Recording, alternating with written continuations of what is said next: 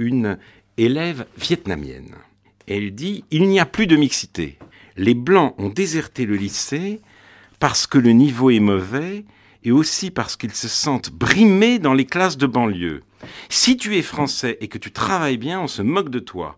J'ai subi des taquineries, mais pour trop bien travailler, mais c'était bien plus léger du fait que j'étais étrangère. » Donc, toujours ces taquineries, le bouffon, le suceur, le bon élève, qui s'appliquent davantage aux Français. Et surtout, c'est une image, si vous voulez, de la situation qui n'est pas conforme au discours bien pensant. On dit, s'il n'y a pas de mixité ethnique, c'est parce que les Blancs veulent fuir par xénophobie un monde trop mélangé. En fait, ce que nous dit cet élève, c'est qu'ils se sentent peu à peu chassés.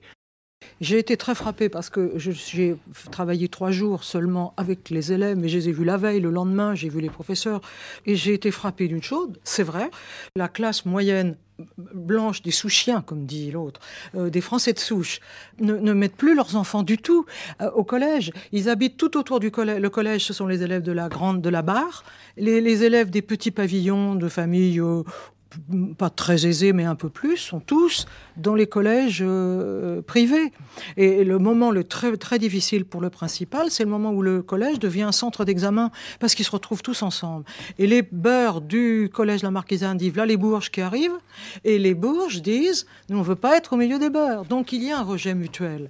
Et c'est vrai, on me l'a raconté, je n'ai rien forcément à dissimuler là-dessus. Une jeune fille blanche et très blonde était l'objet de moqueries permanentes. Mais il n'y en a plus. Mais d'un autre côté aussi, les parents ne mettraient jamais leurs enfants dans ce collège parce qu'ils ne veulent pas être avec des tziganes et des beurs. Donc, des deux côtés, il y a un refus de mixité ethnique. Des deux côtés. Cette anecdote, j'apporterai une autre.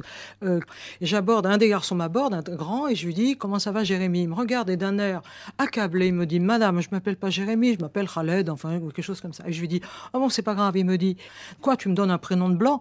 Madame, regardez bien ma tête. C'est pas une tête qui s'appelle Jérémy, ça.